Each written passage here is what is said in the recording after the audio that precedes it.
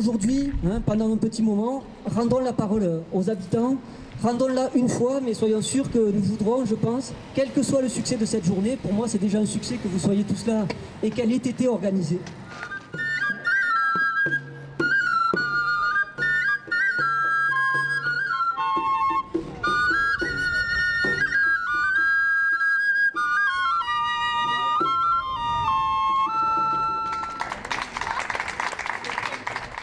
Je suis Bernard Moreau, je suis architecte urbaniste, j'habite à Perpignan, j'ai longtemps place Fontaine-Neuve, maintenant à Saint-Mathieu. Donc je vais essayer de vous parler un peu de choses qui sont plutôt générales et de comment, dans un premier temps, la ville sur Perpignan, mais c'est pas simplement le cas de Perpignan, on en est arrivé à cette solution de désertification du centre. Alors d'abord, la ville, c'est quand même l'artefact humain le plus sophistiqué qu'on ait jamais inventé, puisqu'il regroupe beaucoup de technicité. C'est à la fois un objet social, technique, artistique, culturel. Il est toujours, enfin la ville, c'est aussi une représentation de la société qui la crée, avec toutes les contraintes auxquelles cette société doit faire face, qu'elles soient géographiques, sociologiques, économiques, culturelles et autres. Et le déplacement devenant aussi une fonction en soi. Puisque avant on se déplaçait ou à pied ou en transport en commun, le déplacement à pied permet de rencontrer des gens, permet de faire, j'allais presque dire deux choses en même temps, puisque en allant d'un point X à un point Y, on passe devant des magasins, on achète le pain, on rencontre des gens avec qui on peut discuter. La séparation des fonctions, y compris celle du transport, aussi la dégradation des centres-villes et la possibilité d'aller à l'extérieur, a commencé à développer ce mouvement migratoire vers l'extérieur, des gens qui en fait préféraient, on peut le comprendre, quitter des logements qui étaient en mauvais état, qui n'avaient pas forcément ni de sanitaire ni d'eau courante, vers des maisons neuves en périphérie, parfois en étant passés par l'étape intermédiaire des logements neufs qui étaient construits dans les zones urbanisées prioritaires, les grands ensembles, qui au départ étaient quand même une réussite par rapport à la nécessité de compenser un manque de logements. Le problème, c'est que ce modèle-là a pris des dimensions qui sont devenues incontrôlables, puisque derrière, il y a quand même aussi des gros intérêts économiques, que cette logique-là, elle n'est pas non plus universelle, c'est-à-dire qu'il y a des pays qui se sont étendus, mais qui ont gardé des centres-villes dynamiques, parce qu'à un moment donné, ils ont su... ils ont eu la volonté, c'est même pas une question de savoir, c'est une question de volonté, puisque le savoir, on l'a, on sait comment il faut faire. Le problème, c'est après, c'est la volonté de le faire. Ça a permis de donner du travail à des gens, donc d'avoir un meilleur niveau de vie, mais en même temps, en contrepartie, ces fabricants de voitures, à un moment donné, ils pèsent un certain poids et à un moment donné, ils auront la possibilité de dire nous, on souhaite continuer à fabriquer, donc à être économiquement viable. Donc faites-nous une ville qui puisse nous permettre de circuler en voiture. Les pays qui ne fabriquent pas de voitures n'ont absolument pas d'arrière-pensée sur la nécessité de dire la voiture on s'en fout, on va en restreindre l'usage, on va en restreindre éventuellement la possession ou l'acquisition. Il y a des pays, entre autres la Norvège, où vous achetez une voiture, vous payez des taxes monstrueuses. Après, la grande distribution, qui aussi, au moment de cette urbanisation en nappe des années 50-60, a commencé à se positionner sur des emplacements urbains privilégiés, en général des carrefours. À côté d'une galerie Lafayette, vous avez des boutiques qui sont un peu atypiques, qu'on ne trouve plus ici, non. Enfin, on trouve moins ici, puisqu'on a aussi une logique de franchise qui s'est mise en place. Enfin, tout un tissu qui fait qu'à un moment donné, on leur laisse la place en leur disant c'est nécessaire, c'est comme ça qu'on va se développer économiquement et qu'on est dans un phénomène de croissance. Voilà. Et du coup, arriver à avoir un autre mode de fonctionnement qui va faire qu'on va être dans du circuit court, de réduire du coup les allers-retours ou d'en diminuer les distances, c'est possible. Voilà. Alors on va donner tout de suite la parole à David Franche-Post, qui est restaurateur et épicurien, et ensuite on ouvrira peut-être le débat sur ces premières prises de parole. Bonjour, donc en fait moi je suis venu surtout pour j'habite à Saint-Jacques, J'ai ouvert le restaurant ici sur la place Rigaud, rue du Théâtre, il y a 5 ans. Et j'ai remarqué depuis toutes ces années que le commerce se porte bien, on va dire, de Cassagne à chez nous dans nos quartiers populaires. On n'a pas les mêmes problèmes que sûrement en centre-ville. Et le souci souvent, c'est quand on s'installe dans des quartiers comme Saint-Jacques, en tout cas, avec les banques, on a un gros problème, c'est qu'ils ne nous prennent pas au sérieux. Alors en centre-ville, ils vont prêter des millions à des gens et 3 mois après, les boutiques sont fermées. Et nous, on n'a pas le droit de nous découvert, on n'a aucun crédit. Et je pense que Saint-Jacques, ici, on fait partie des seuls endroits où il n'y a aucun dépôt de bilan. Donc tout est compliqué pour nous en centre-ville parce que les gens se plaignent, parce qu'il y a de quoi se plaindre, tout ferme, je suis d'accord. Mais nous, quand on est placé entre Place Rigaud et Saint-Jacques, en fait, on a tout le temps quand même du monde, on a une vraie vie citoyenne, c'est un vrai village et tout. Il y a quelque chose qui est bizarre, c'est qu'un commerçant du centre-ville, en fait, ne se déplace pas jusqu'à ici, et puis beaucoup de gens de Perpignan ne viennent pas chez nous, alors ça se passe très bien, on n'a pas trop de problèmes. Et en fait, ce qui est compliqué et complexe, c'est que moi je positive beaucoup entre mon quartier, c'est rigolo, mais entre Saint-Jacques et ici, on a beaucoup de choses, on peut faire beaucoup de choses en tout cas. Et j'ai vraiment l'impression de faire partie d'une autre ville que Perpignan quand je suis à Saint-Jacques ou ici. Et souvent, quand j'ai ouvert le restaurant il y a 5 ans, je suis même rentré à 1h, 2h du matin. Je suis rentré, j'ai jamais eu de problème, d'agression, tout ça, etc. Mais j'ai vraiment l'impression d'être dans une ville à part quand on habite Saint-Jacques. Et je suis là surtout pour dénoncer, en fait, au niveau des banques, donc j'insiste beaucoup, c'est qu'aucun porteur de projet ici n'est suivi par les banques. J'ai plein de gens qui ont voulu prendre des locaux commerciaux ici, on leur dit oui. Et une fois qu'il y a l'adresse, etc., on nous dit non. Et vous faites 100 mètres plus loin, on dirait que c'est une autre ville, et ils ont tous plein de prêts, plein d'argent. Je dénonce, bon, moi je suis au CIC, hein, j'ai pas caché, ils le savent de ce que je pense d'eux. Mais Banque Populaire, Crédit Agricole, etc., si vous habitez Saint-Jacques ou vous êtes commerçant ici, c'est compliqué. Donc nous, on voudrait faire des choses, mais on n'est pas beaucoup suivi. Et la seule chose qu'on peut changer dans une ville, donc à Perpignan, je vis ici, c'est par des mouvements citoyens.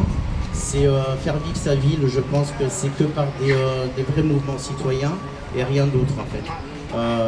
Même si je respecte beaucoup les politiques en général, quelles qu'elles soient, c'est que je pense que l'avenir, en tout cas pour tout le monde, l'avenir c'est associatif, c'est les gens qui doivent faire les choses, c'est les gens qui doivent bouger. Et donc pour moi c'est un faux problème qu'il n'y ait pas de commerçants à cause du parking. Parce que toutes les villes, tu peux marcher. Ici, on a des places à Jeanne Hachette, on s'est beaucoup battu pour avoir des places, et il y en aura d'autres. Et c'est grâce aussi à c'est grâce aux citoyens qu'on a des places de parking à Jeanne Hachette. Sinon, personne n'aurait pensé aux places de parking là-bas. Ça aurait été un projet complètement différent. Et je sais qu'il y a d'autres places qui se font, mais venir en centre-ville, c'est pas une histoire de parking, c'est pas une histoire de prix de parking.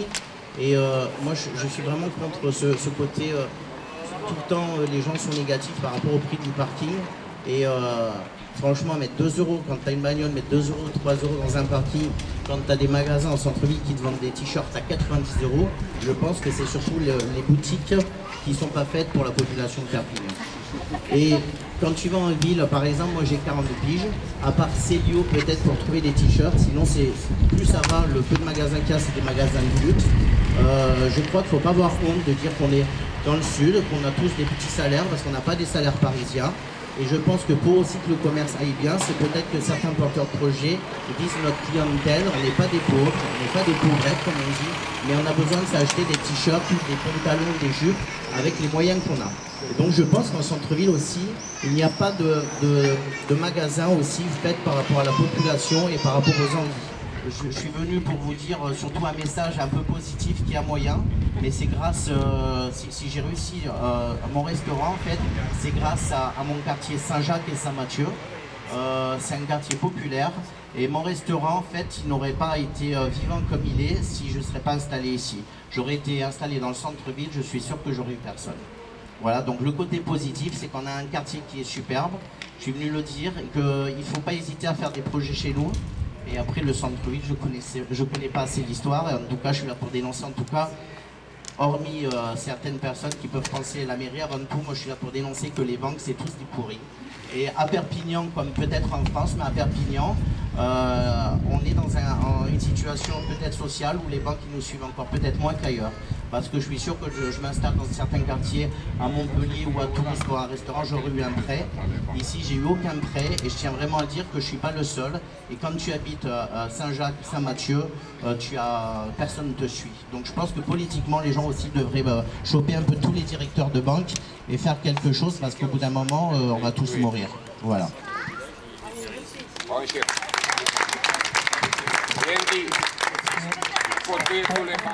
Merci à Bernard pour leurs expositions. La dame va pouvoir parler si elle ne s'en va pas avant. Si elle s'en va, on l'écoutera une autre fois, c'est pas grave. Voilà. On a vu la logique des intérêts à un niveau très large, je crois, mais très déterminant. On a vu, je crois aussi avec David, quelque chose d'important qui est peut-être qu'il serait temps. À Marseille, ils font la même erreur, à mon avis, de ressembler un peu à ce qu'on est et pas à ce qu'on voudrait être parfois avec des ponts et des bâtiments qui... Bon. Eh bien, je voulais dire qu'aussi centre-ville, le monsieur ne connaît pas, moi j'y vais souvent parce que j'habite la rue Petite Aréal, là. Je vais souvent centre-ville et c'est en train de gangréner le centre-ville aussi. Il y a des rues, bientôt, quand ils vont avoir des problèmes centre-ville, peut-être que ce sera trop tard pour se réveiller. Je me suis rendu compte que rue de l'Ange, quand même, parce que j'y ai travaillé pendant 6 ans. Alors d'un côté, bon, vous comprenez, il faut de tout pour faire un monde. Il y avait Harmonia Mundi, ça a fermé. Oh, je dis le jour où Harmonia Mundi va fermer, ça va marquer mal, comme on dit en catalan, ça marque mal. Puis j'ai vu d'autres magasins qui fermaient aussi. Et la rue des Augustins, il y a un moment, il y avait la librairie Lebrun, et il y avait des trucs, alors là, c'est que des gens qui sont en état de survie. Et c'est pas des choses pour dire de faire un commerce qui va les faire vivre même à eux. Comme je dis, c'est des hangars Carrefour, tout ça, c'est des hangars. Et puis, nous, on n'a pas été vigilants. On a laissé tout ça s'installer et, je sais pas, dans 10-15 ans, si on ne bouge pas. Heureusement, ils ont fait l'université ici, à côté de la bibliothèque. Ça, vraiment, je ne sais pas qui a eu ça, mais c'est vraiment une idée de génie. De remettre le droit au quartier gitan. C'est pas mal du tout. Ils restaurent les maisons qui sont en face. Ils ont repeint la bibliothèque, parce que la bibliothèque, c'était une honte. Une architecture qui est relativement jeune. Hein. Oh, comment ça s'est dégradé? Les carreaux, moi j'allais à la bibliothèque, j'y allais plus parce que les carreaux étaient tellement sales. Quand j'ai commencé dans les années 90, il y avait des éducateurs de rue dans Saint-Mathieu. Il y avait, je me rappelle, les enfants du LUD qui venaient faire jouer les enfants sur la place, je crois que c'est la place des Templiers, là où on voyait vraiment ces éducateurs. Il y avait une police de proximité qui était au coin de la rue de la Lanterne et de la rue du cimetière Saint-Mathieu. Et puis ça a fermé. Le quartier est déserté.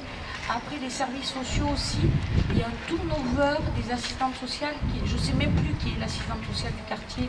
Il y a un turnover, soit elles sont passées, soit c'est tellement dur qu'elles ne restent pas, donc il n'y a pas de suivi. Et ça, c'est problématique. Et après, ce que je veux dire, c'est qu'en effet, on a fait tomber des immeubles derrière l'église de Saint-Mathieu. C'est très joli, on voit toutes les briques, c'est joli. Mais on a mis un pavement, on a mis des arbres, des orangers, on n'a pas mis de bancs. Il y a plein de gens qui sont venus s'installer, des jeunes couples, que j'ai vu partir parce qu'ils voulaient autre chose pour leurs enfants qui sortaient de chez eux. Après, on peut parler des autres, on peut parler de tout ça, il faut lever la tête et ça commence tout seul. Moi, je trouve que la politique aussi des transports est à améliorer. Améliorer sur deux points, parce que je ne suis pas tout à fait d'accord avec ce monsieur quand il dit que les parkings ne sont pas chers. Ils sont horriblement chers à Perpignan. Le parking République, c'est pas 2 €, c'est 4 € minimum. Alors on peut effectivement, il y a des dispositions qui font que vous pouvez demander aux commerçants de participer à une certaine hauteur, mais il faut le demander, ils ne vous le donnent pas spontanément. Et en plus, bon, ça vous fait quand même toujours 2 €. Donc, qui vient acheter au marché en centre-ville, ben, il est déjà taxé par rapport à... Il est obligé de se déplacer déjà en voiture parce que l'accès automobile n'est pas génial. Et ensuite, bon, il est obligé de payer. Le petit bus, moi je trouve que c'est une excellente chose. Le petit bus pour le centre-ville, en plus, vous avez des gens qui se parlent, qui se disent bonjour. Il y a une civilité dans le petit bus que je ne trouve dans aucun autre moyen de transport. Donc, il faudrait des cadences plus importantes et il faudrait qu'il y ait un véritable maillage du centre-ville parce que ça passe facilement, ça ne crée pas des embouteillages et ça fluidifie en quelque sorte, un, le trafic et deux, la circulation des gens. Voilà, c'est tout ce que je voulais vous dire rapidement. Voilà. Tous les mois de janvier, la Banque de France publie tous les mois. Tous les mois. Bon, ils ont des comptes annuels en général. Donc là, en janvier, sur l'épargne non financière, donc des dépôts, des particuliers sur le département, on est à 6,5 milliards juste de dépôts, en augmentation de près de 15%, de plus de 15% par rapport à 2015-2016. À ça, on doit rajouter les déplacements financiers, toutes les formes d'épargne et ainsi de suite. Là, on est peut-être même au-delà des 9 milliards, on n'a pas les... Il faudrait voir. Et là-dessus, il faut aussi rajouter l'épargne des entreprises, vu qu'on a de nombreuses entreprises, parce qu'on a un tissu de quelques grosses entreprises qui ont aussi de l'épargne. Et cet argent, globalement, n'est pas investi dans le département. Il faut bien se rendre compte que l'épargne des habitants des Pyrénées-Orientales sort de l'économie locale. Généralement, c'est placé... Sans micro, les compteurs Linky, ils ont fait des bêtises. On va savoir que franchement, les habitants, c'est la partie. Continue, fini. C'est pas le même débat. Ça fait partie des débats de rue. Ouais, le Linky, à titre d'information, c'est 4 milliards sur toute la France. On a des comptes, de l'argent, il y en a, on le sait, des comptes, c'est bien de le dire, des comptes à demander aux banques, c'est important aussi et que les citoyens s'en saisissent. Et je voudrais rajouter qu'on parlait de rénovation urbaine, mais là aussi il y a de l'argent quand même qui est donné, par l'État notamment, parce que c'est vrai qu'on associe rénovation urbaine avec la mairie, c'est vrai que c'est elle qui va être maître d'œuvre, mais il y a aussi beaucoup d'argent qui est donné, peut-être pas suffisamment, parce que je pense qu'effectivement il faudrait beaucoup, des sommes colossales pour répondre à tous les besoins que vous disiez, hein, les besoins en termes de rénovation, en termes de services publics, en termes de cohésion sociale, etc. Il y a plein de choses à construire, c'est certain, mais il y a d'ores et déjà de l'argent qui est donné pour la rénovation urbaine. Et moi, ce que je trouve, je ne suis pas la seule d'ailleurs, c'est que les citoyens sont complètement, ou très peu associés à la construction et à l'organisation de cette rénovation urbaine. J'en parle devant une présidente du conseil citoyen qui est responsable, non, mais enfin responsable, je ne sais pas comment, participante d'un conseil citoyen où, d'après les informations que j'en ai, il y a peu de citoyens investis. C'est pas un fonctionnement d'une démocratie de proximité telle qu'on la souhaiterait. Donc là aussi, il y a beaucoup de choses à... Avant, Hélène a évoqué qu'il y avait un conseil citoyen sur le centre ancien notamment. Donc c'était juste pour en dire un mot. Les conseils citoyens, c'est des structures indépendantes qui ont été mises en place dans le cadre de la loi de rénovation de la politique de la ville, de la loi du dernière séquence gouvernementale, et qui avait pour but justement d'associer les citoyens à toutes ces réflexions sur la rénovation urbaine. Donc il y a 9 quartiers prioritaires à Perpignan, il y a donc 9 conseils citoyens qui ont été, dont les membres ont été soit des candidats, soit théoriquement des gens qui ont été tirés au sort pour essayer d'avoir un peu plus de diversité. Pour ce que j'en sais, aucune des personnes qui avaient été tirées au sort n'a voulu vraiment participer. Alors, on est notamment, les conseils citoyens sont présents au comité de pilotage qui va être chargé de voter le projet de rénovation urbaine au même titre que l'État, les collectivités, la CAF et compagnie.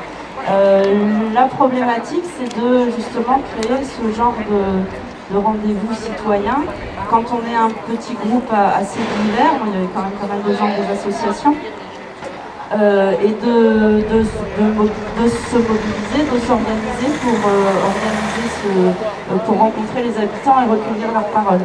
Donc je pense que la problématique, effectivement, c'est de savoir comment faire, c'est d'être assez dispo pour réussir déjà à se réunir à quelques-uns. Donc Et puis, le principe était qu'il ne fallait pas que ça soit une énième association chapeautée par la collectivité. Donc effectivement, on est complètement indépendant, personne de la mairie vient à nos réunions. Par contre, n'a pas été prévu un accompagnement un peu facilitant pour que ce collectif d'habitants ait quand même les moyens. Alors on peut demander de l'argent, des subventions, mais encore faut-il avoir la mécanique et la méthode pour mettre en place des choses participatives. Il y a des gens qui veulent y venir.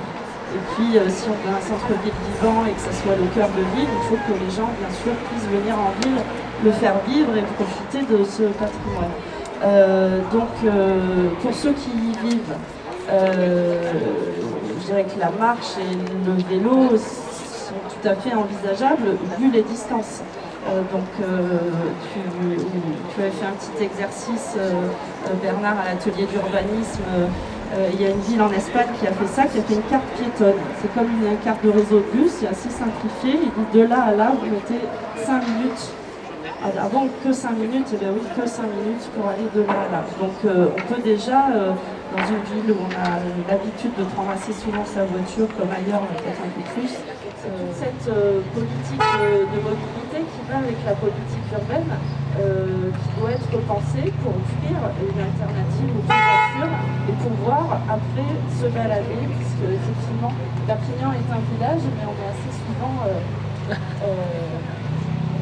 emmerdé, disons-le. Mais le piéton et le vélo sont prioritaires. Et les automobilistes sont hyper respectueux de cette priorité. Voilà.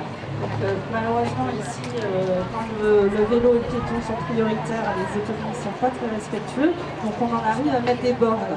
Ce projet politique qu'il faudrait avoir pour Perpignan, global, pas seulement le centre-ville, parce qu'on ne réglera pas le problème de toute la nuisance sur tous les boulevards et autour, mais de tout traiter de front et de façon cohérente. Ils ont aussi enlevé les accroches au vélo. On en avait beaucoup abandonné, ils en ont énormément enlevé et les ont mis regroupés qu'à certains endroits. Centre-ville, il n'y a pas de quoi accrocher ces vélos. On ne sait pas par exemple que les deux parkings en régie de Perpignan, qui sont celui d'Arago et celui de Saint-Martin qui viennent de récupérer à côté du conservatoire, on peut accrocher son vélo dedans, dans un espace gardiné, et à la dalle Arago, on peut louer des vélos, courte, moyenne et longue durée. Et bien, personne ne le sait parce qu'ils ne font aucune pub. Là, typiquement, quand vous demandez au directeur de la mobilité, il dit qui est de la mairie, qui est président de la régie, de parking, il dit si, et je l'ai dit à mes gars, oui, maintenant j'en ai là, c'est non. Donc voilà, il y a ce type de dysfonctionnement. Le BIP a été une opération de com de l'élection municipale de 2007 ou 2008, où Jean-Paul Alduy a voulu montrer qu'il y avait des choses pour cette mobilité-là. Donc le BIP, ils se sont dit, comme les autres villes, c'est un truc qui ne coûte rien, c'est de quoi qu'il fait dans le cadre du marché publicitaire sur les abribus. Donc c'est tout bénef et on va vers la modernité. Sauf que si vous voyez les stations, elles sont implantées dans le centre-ville. On n'a pas besoin d'un vélo pour aller de la place République au palais des Congrès. Non, mais tu vas faire jusque oui, non, mais ils ont mal dimensionné le service. Un service de ce type-là nécessite justement de donner, d'implanter dans les différents quartiers pour que les quartiers, les gens relient un quartier à un autre. Voilà, je vous rejoins totalement. Donc nous, on a toujours été contre enfin, quand ils ont dit on va faire ça, on a dit ça sert à rien. Il vaut bien mieux des arceaux. Et surtout, l'autre problème, c'est que pour faire, maintenant on a la passerelle, mais pour faire Bavernais centre-ville, il faut aussi un réseau structurant. C'est-à-dire qu'il ne s'agit pas de mettre seulement des vélos à disposition, il faut aussi que les gens soient assez en sécurité pour faire ce trajet-là, qu'il ce soit avec leur vélo perso ou que ce soit avec le BIP. Donc il ne s'agit pas seulement d'avoir du BIP, il faut aussi qu'il y ait pas forcément des pistes cyclables à des millions d'euros, mais des trajets continus, sécurisés, visibles, qui fassent qu'on puisse relier un quartier à un autre. sur le positif. Moi j'aime le centre-ville, ça a été un choix de vivre en centre-ville. J'ai des amis qui en sont partis, parce que pour eux, arriver avec une famille et des enfants dans certains quartiers, donc on reprend toujours de Saint-Mathieu, de la Réal, pour certains qui sont encore là, ou d'autres quartiers, ils ont fini par en partir malgré l'attachement qu'ils avaient à la ville. D'autres que je connais souhaitaient vivre en centre-ville, rêver d'un appartement en centre-ville, mais souhaitaient le soir, à partir de 20h, qu'il n'y ait aucun bruit.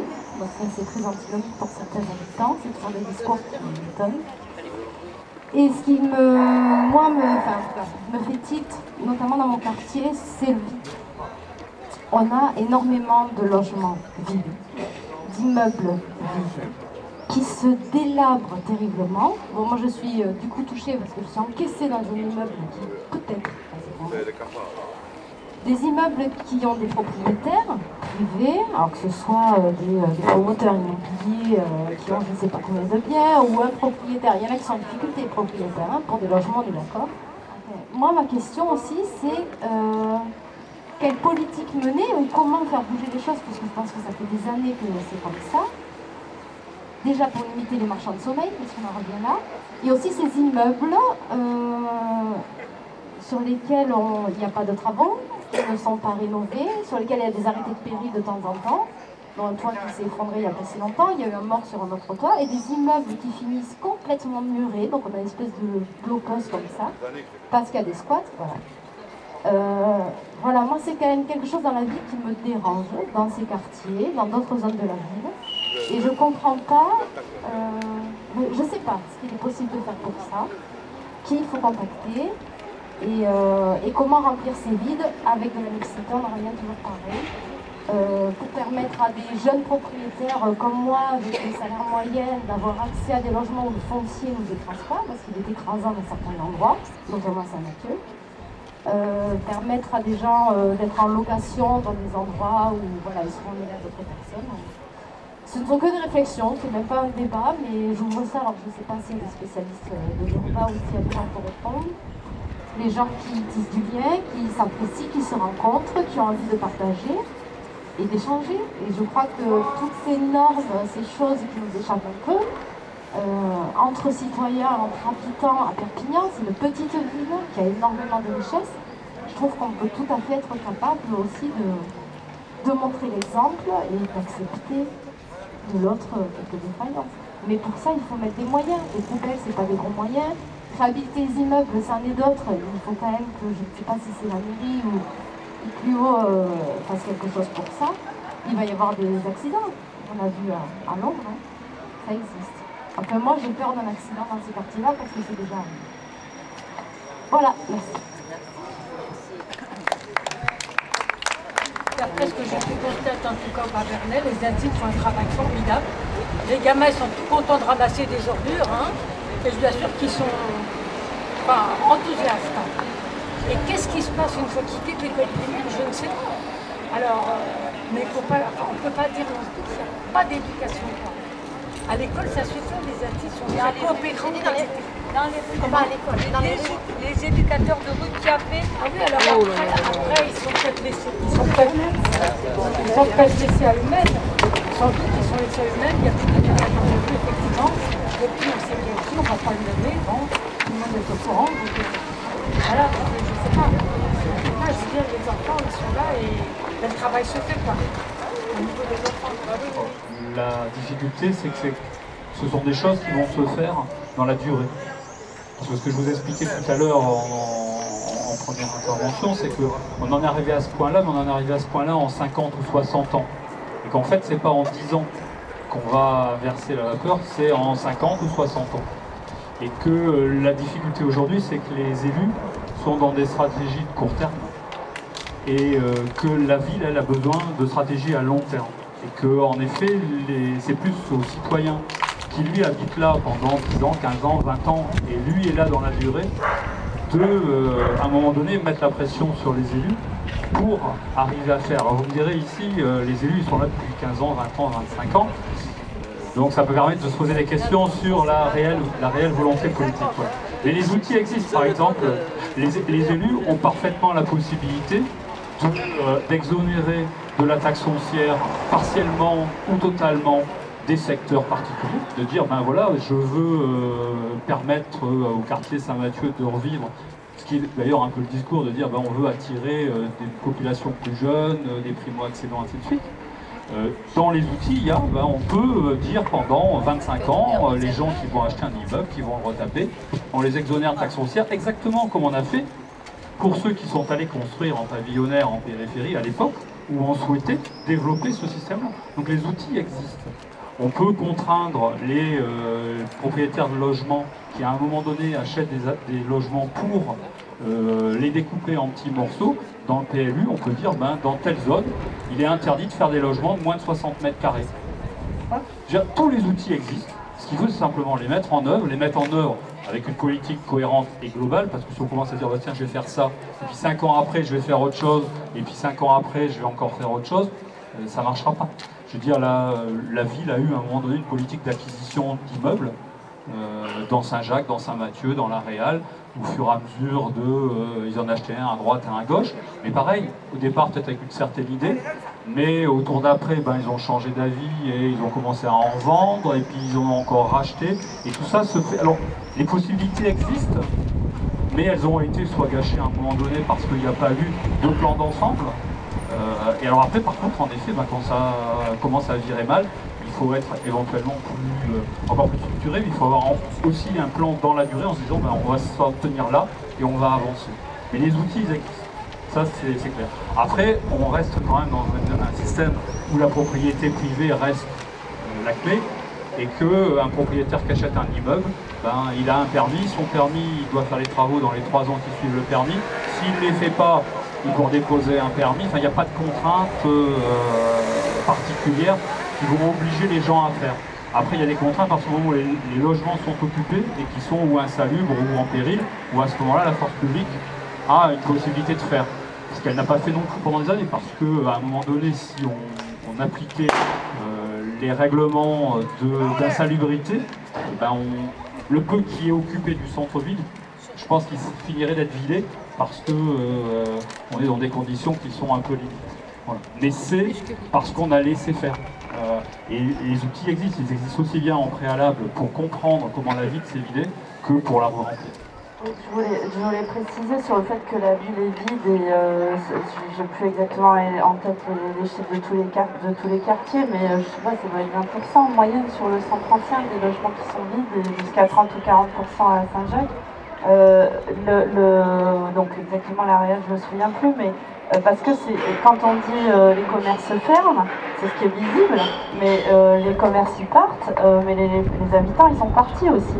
Et donc c'est vrai qu'il n'y a pas immédiatement, c'est-à-dire que nous aussi il faut qu'on se mette dans un temps long, quoi. C'est-à-dire demander une politique ambitieuse sur un temps long, et pour refaire venir des gens, il faut tout ce qu'on a évoqué, et ça ne va pas se faire du jour au lendemain. Une des choses qu'on peut mettre en avant aussi, puisqu'on parlait de justement les outils qu'on peut utiliser, il y a la loi de réquisition des logements vides qu'on peut faire appliquer. Il y a des tas de logements qui sont vides à Perpignan, qui appartenaient à des collectivités, à la mairie ou autre. C'est une bataille à mener, ça, pour le faire appliquer. Et il y a aussi la question du logement social. La loi exige 20% de logements sociaux par commune. À Perpignan, on en est à, je crois, entre 15 et 18%, quelque chose comme ça.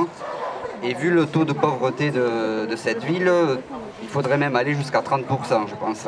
30% de logements sociaux. Pour ce qui est du logement classique, entre guillemets, il y a une loi qui s'est appliquée jusque dans les années 70 ou 80, je crois, qui est le blocage des prix. Aussi, blocage du prix des loyers, parce que c'est pas normal quand on touche 400 ou 500 euros par mois de devoir débourser un tiers de ce qu'on gagne pour pouvoir juste avoir un toit au-dessus de la tête. Et Perpignan, c'est quand même 30% des habitants qui sont sous le seuil de pauvreté et 50% qui sont en dessous du SMIC. Donc ça donne une idée de la situation. Et puis ensuite, sur les transports, on peut avancer aussi l'idée de la gratuité des transports, comme ça s'est fait dans pas mal de villes, et qui a contribué notamment à désengorger le centre-ville des voitures. Et pour ce qui est de l'écologie aussi, ça a eu un impact très positif. Donc voilà des choses que l'on peut mettre en avant dans le cadre par rapport à la mairie ou même d'une manière plus large. Moi, c'est pas exactement le centre-ville, mais je suis dans un quartier où des travaux ont été effectués donc, dans la rue, réfection de trottoirs, réfection de canalisation, etc. J'avais pris la précaution, moi, sachant qu'on aurait ces travaux, de faire une lettre il y a déjà 4 ans à l'EDF pour qu'on enfouisse en même temps que, faisant des trous, on profite pour que le maximum de travaux soit fait dans cette table. Ça, bon, j'ai eu un accusé de réception de la mairie, mais bon, rien n'a été fait. Je veux dire, bon, autre chose, vous parliez tout à l'heure du tri des ordures ménagères. Dans ma rue attenante, et j'étais content, on nous avait fait des conteneurs comme ça. Bon. Ils se sont aperçus, une fois le travail fait, que la veine de Veolia ne passait pas. Moralité, on a supprimé ces conteneurs et maintenant, de nouveau, on a remis des conteneurs mobiles. Alors ça, c'est ça qui tue les gens, qui sape le moral aux gens. C'est aussi bête que ça. Hein. Et en plus, les impôts, oui. Une dernière intervention et puis une dernière coupure musicale. Non, juste la dernière, c'est pour dire que ça fait 1 an que j'habite là, mais en 1 an, place des Poilus, donc ce quartier-là, j'ai vu pousser combien 5 ou 6 commerces. On a un marché qui est revenu sur la place des Poilus, qui arrive avec un primeur, avec la Fidéoa le samedi et le dimanche, qui est là 5 jours sur 7. Il n'existait plus les revenus. On a quand même une vraie vie de quartier qui revient. Des jeunes entrepreneurs qui ont ouvert des petits restaurants qui fonctionnent sur le local. Celui-ci ouvre mercredi. Pareil, un petit peu sur le local, le raisonné, un petit peu le bio. Et on sent quand même l'élan. On sent quelque chose, un lien social, des discussions beaucoup. On parle beaucoup du quartier. Cet élan des commerçants, c'est de faire revenir une vie, un marché, tout ça. Il y a quelque chose. Et je voulais le dire parce que ça émerge. Et donc il faut y aller. Maintenant, c'est sûr, parce que c'est là. Je regardais les personnes qui sont là à discuter. Ce n'est pas les personnes que je vois forcément à majorité dans le quartier. Et donc on va pouvoir se faire saisir, on va pouvoir discuter, mais il faut qu'on arrive à retisser un peu de lien social, parce que c'est bien dommage qu'il y ait une partie de la population de ces quartiers qui ne soit pas du tout représentée. Donc ça, pour moi, c'est un travail, et je reste là-dessus. Alors, peut-être on va arriver à entraîner tout le reste. C'est ça qui va être positif.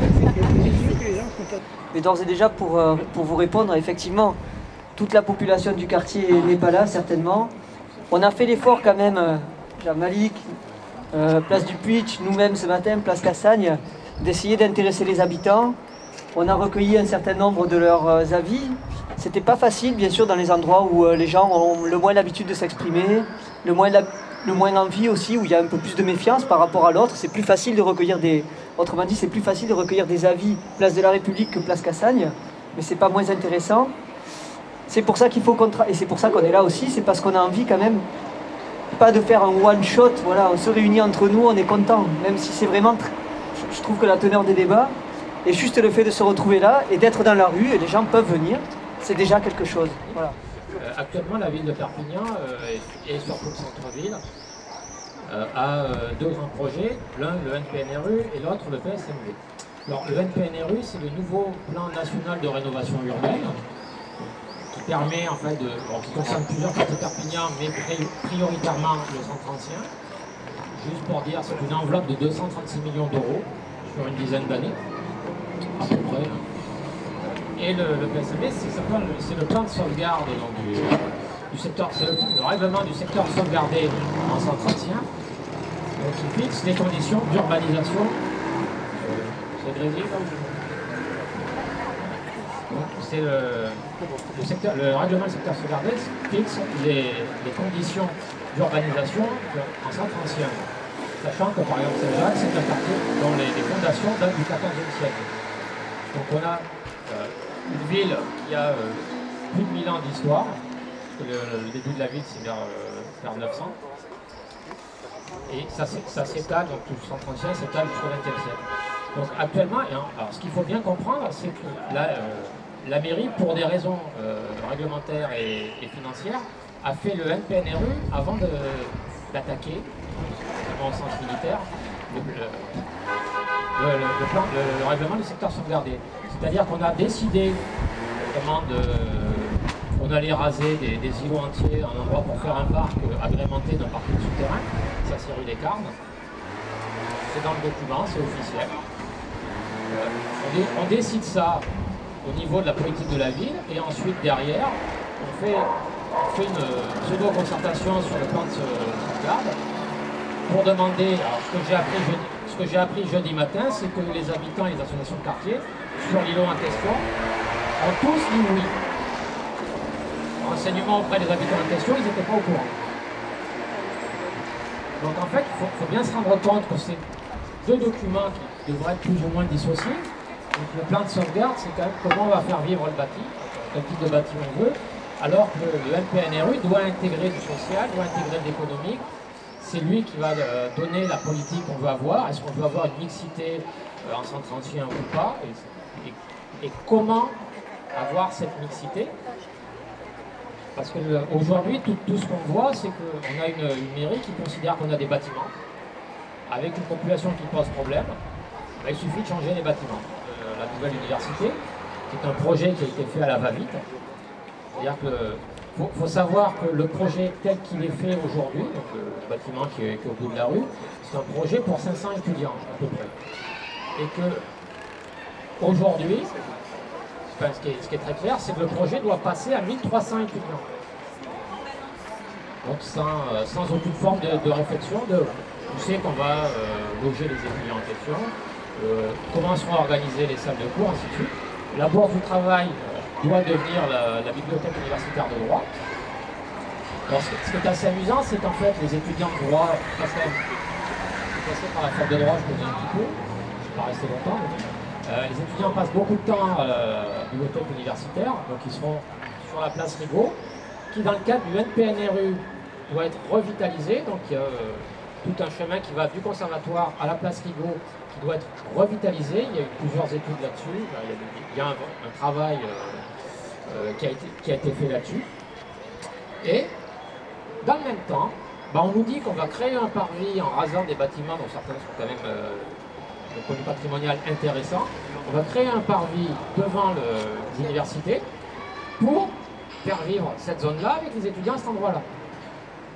Donc on a une cohérence assez complexe à trouver entre le fait qu'à un endroit, on va mettre quelques millions d'euros, on a une zone prioritaire dans le cadre du NPNRU qui est la place Rigaud, qui est ici, où on voit les commerces, et on se dit que si on met 1300 étudiants ici, il y a un potentiel, un vrai potentiel, peut-être en travailler un peu, et en même temps, la place, on va la créer ailleurs, en rasant des bâtiments.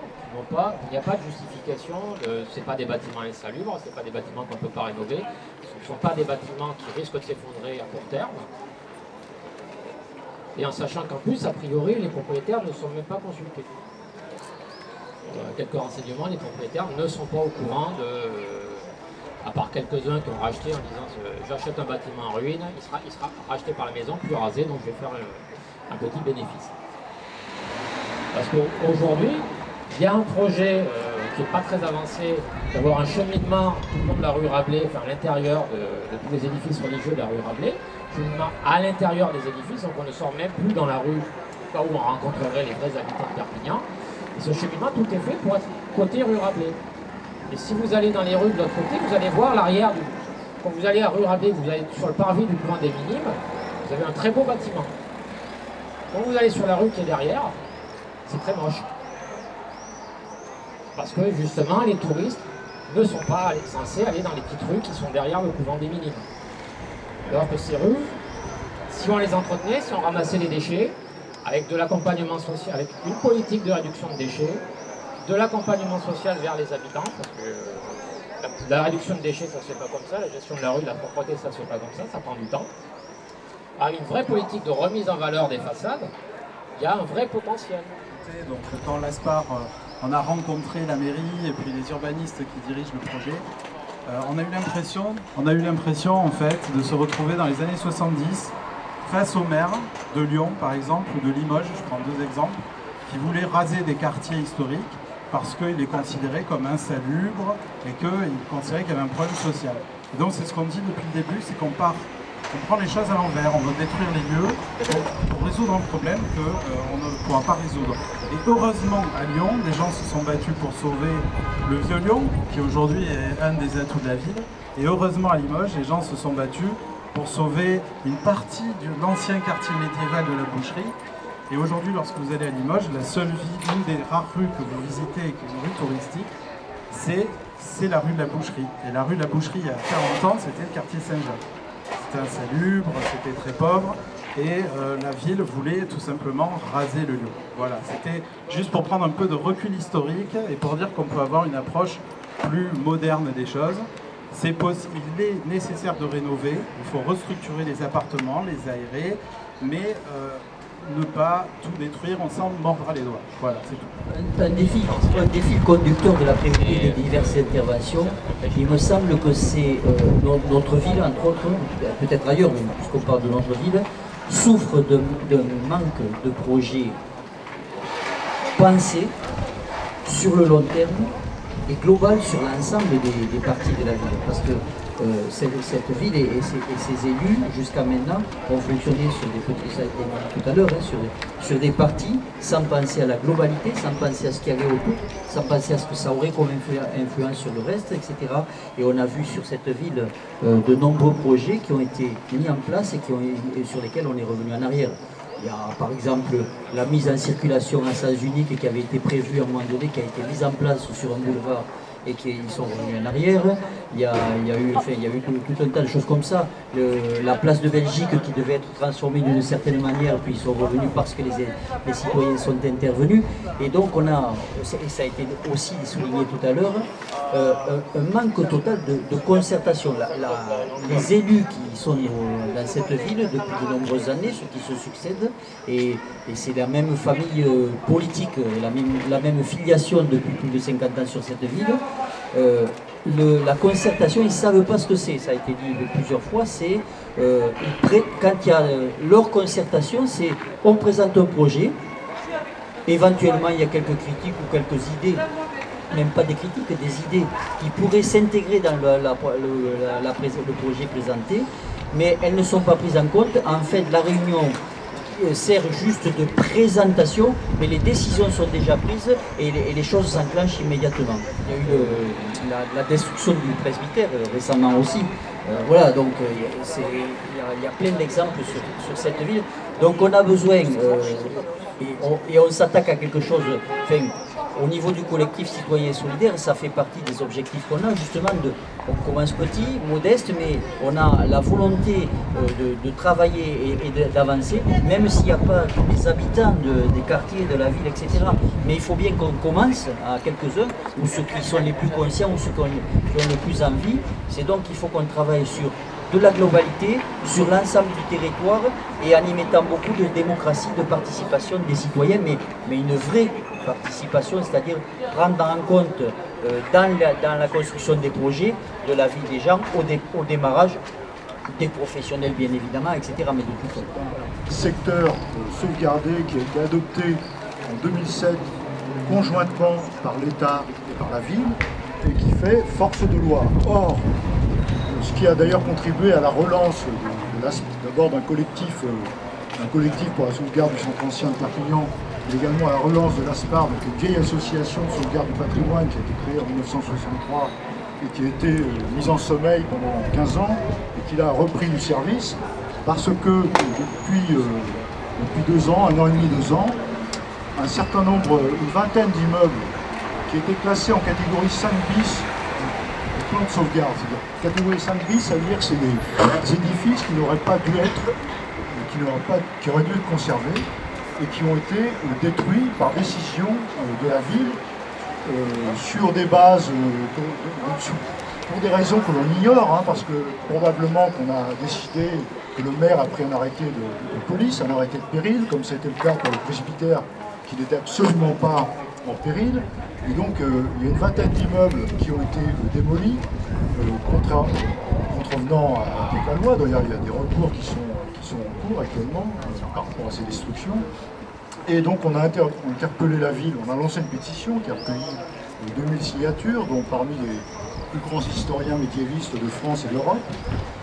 Pétition qu'on a adressée au maire, et pour l'instant il ne nous a pas répondu. On a également écrit au maire concernant le réaménagement ou l'aménagement de l'université en centre-ville, qui concerne notamment l'ancienne église des Dames de Saint-Sauveur, donc qui elle est classée en catégorie 5, donc c'est l'édifice non seulement on ne doit pas le démolir, mais on doit conserver tout ce qui est à l'intérieur. Donc si vous passez devant, vous verrez que tout a été complètement détruit, en contradiction complète avec la loi. Alors peut-être qu'il y a eu des autorisations qui ont été données par les services de l'État, c'est possible, mais à ce jour nous n'avons pas eu de réponse. Donc c'est ce qui nous a sollicité à intervenir pour demander un moratoire sur les démolitions. Donc actuellement il n'y a plus de démolition en cours sur la ville. Et également, conjointement, il y a donc une décision de réviser ce plan de sauvegarde.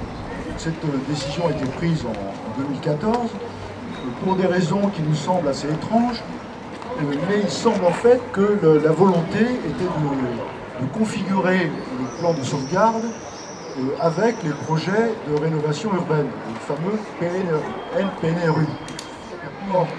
Parce que si effectivement, donc on a réussi, suite à un certain nombre de concertations avec l'équipe qui est en charge de cette révision, on a réussi, je pense, à modifier un peu les orientations. Donc aujourd'hui on ne parle plus de démolition, mais plutôt de conservation et de réaménagement à l'intérieur des édifices, quitte à les modifier sensiblement.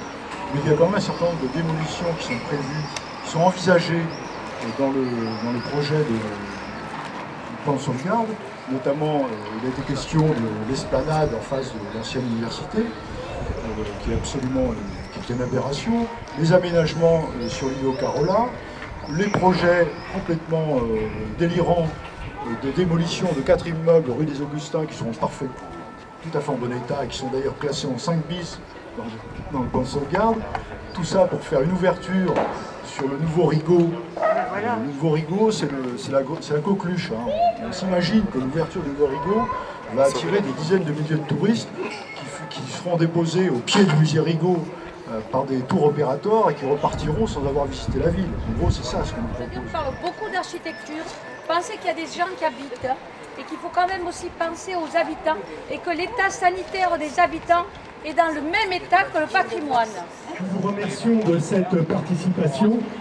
Nous estimons qu'aujourd'hui, cet après-midi, vous voyez, nous sommes dans une période électorale. Dimanche dernier, on a voté pour des députés, c'est-à-dire pour ceux qui vont faire la loi. Il y avait plus de 50% d'abstention. Eh bien, nous pensons que la politique doit être faite par en bas. Et c'est ce que nous avons fait cet après-midi. Nous avons fait de la politique, en fait, mais de la vraie, au sens noble du terme, avec les citoyens, démocratiquement. Et c'est dans cet esprit-là que l'on voudrait développer, nous, notre collectif citoyennes et citoyens solidaires. Et nous vous invitons à nous rejoindre dans ce collectif. Merci à tous.